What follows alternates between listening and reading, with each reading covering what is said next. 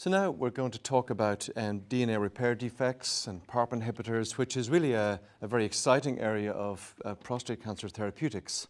And Nick, can you discuss the role of BRCA1 and BRCA2 in DNA repair in prostate cancers? Yeah, so this is an emerging field. So we know that the BRCA genes predispose to prostate cancer in men, just as they predispose to various malignancies in women. So that's been known for a long time. And I guess the trial that's really kick-started the interest in this is the TOPARP trial, which the Marsden ran, where they took all comers and then characterised their DNA damage repair profile. And what they found was they had around about 30% of men who responded, and pretty much exclusively those were the men with DNA damage repair mutations, the most frequently mutated being BRCA2, followed by BRCA1, ATM, and a number of other genes. So and there were pretty much no responses in men without one of the DNA damage repair mutations. So that's kind of kick-started the concept that you could genotype these men's tumours and select men for treatment with a PARP inhibitor. It also seems to also predict response to platinum-based chemotherapy, which is something that's got quite a long track record in prostate cancer, and we kind of stopped doing it, but all of us that were around pre-docetaxel will remember that some patients had very good responses to platinum-based chemo, so now we know why.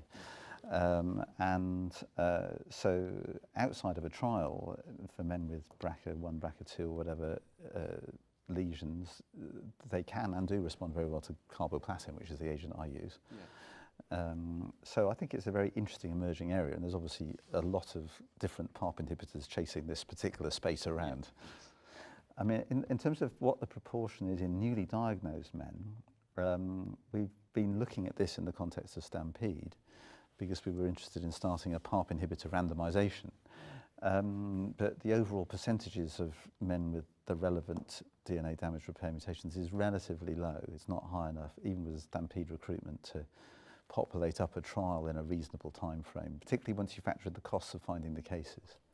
It's obviously got to sequence all of them to find the ones with the mutations. Yes, there's a lot of work to do that. Yeah, only about half of the men, give or take, have a germline mutation. So you couldn't do the cheaper thing, which is take a saliva sample and genotype. You only find half the cases. Yeah. So that's the interesting thing, the idea between germline and mutation within the tumour node. Do you have any comment on sort of the mutations that you see?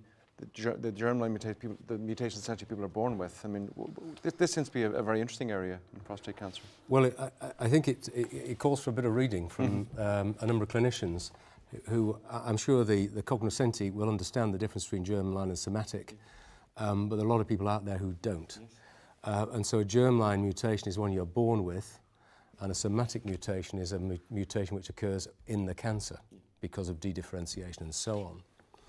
And it could possibly take this back a frame or two, which is the importance of understanding germline mutations in diagnosis and in family history and in the risk profiling of prostate cancer patients in relation to who gets tested and so on, because there's a lot of misunderstanding out there.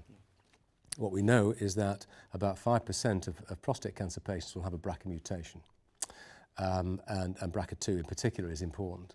What we also know, and a much better further down the track, is in breast cancer, that instantly raises an alarm bell. And it should do if there's any family history in a primarily presenting patient to a urologist or a GP, in a patient with a family history of breast cancer with BRCA, the males are at risk and they need to be singled out for early testing. No doubt about it. The second thing to say is that there are certain histological types which are associated with somatic mutations. And the Melbourne team, led by Gail Rusbridger and Declan Murphy, have done a real body of work, and people are following on with this, looking at cribriform architecture, which is associated with a high somatic mutation rate. Now, the other thing to say, without going on too long about this, is that the germline mutations treated with either surgery or radiotherapy behave rather paradoxically. There's an intermediate powered study done by Ros Eels and the team at the ICR in Royal Marsden in London, which rather paradoxically showed that surgery patients In other words, patients with BRCA mutations, germline mutations, treated with surgery seem to fare rather better than germline mutation patients treated with radiotherapy, which I think has surprised everybody because you would expect it to work in the other way around.